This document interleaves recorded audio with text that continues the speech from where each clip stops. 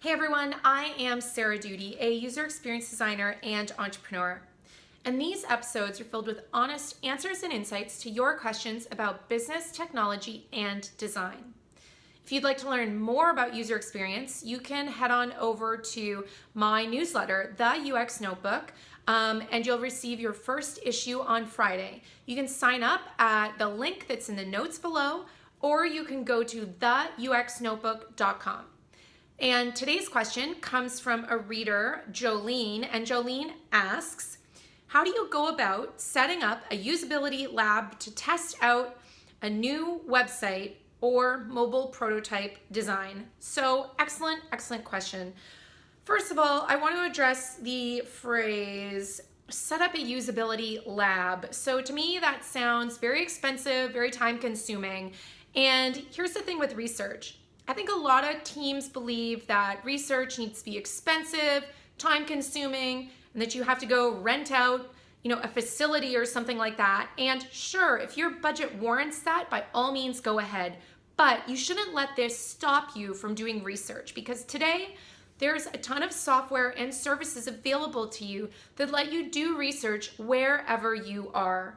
So before I get into some of those software and services, I want to step back and address the idea of, when planning your research, the first thing that I think about is, who is this research for? Who is the audience of this research? Just like when I'm designing a website, I think about who is the audience. When I do research projects, I want to understand who the audience is. And why do I do that? Because that helps me understand what type of research I will do, but more importantly, what the deliverable of that research is. And what I mean by that is, whenever I'm doing research, of course, I'm always looking for those big insights. And then I want a lot of evidence to back up those insights. So for me, if I were doing a research project and I knew that it was to test a feature that had just been released in the last, version of the product, and it was mainly for the internal design and development teams to just see what people's reaction was. Because it's internal and it's kind of going to be used by the team that created it, they're very familiar with the product, that team will not need a lot of context. They will be okay with seeing, recordings of the person using the product or something like that. However, if the audience for a research project is, say, upper management or a board or potential investors or something like that, that means that you probably want to spend a lot more time planning the research so that it can be much more impactful whenever you present it. And by that I mean, you might want to invest in, say, a better camera to record people's faces. You might want to invest in a good microphone or go to a facility where all that is provided for you. But all that to say, consider the audience and then plan your research accordingly.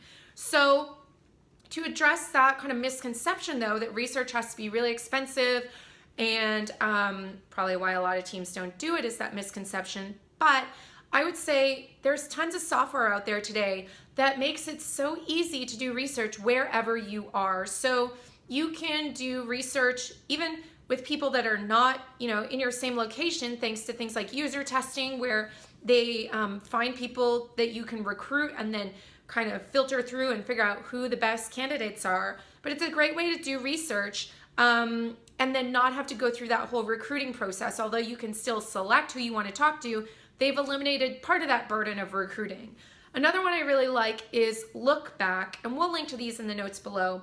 But Look Back is cool because Look Back lets you put a website or a phone up on the screen, and then it'll record what the person is doing on the screen, but also it records their face and the audio. And that's really powerful when you're presenting your findings, because it's one thing to just say, oh, well, so-and-so went through the new checkout process and they, got through steps 1 and 2, but on step 3, it just totally went downhill.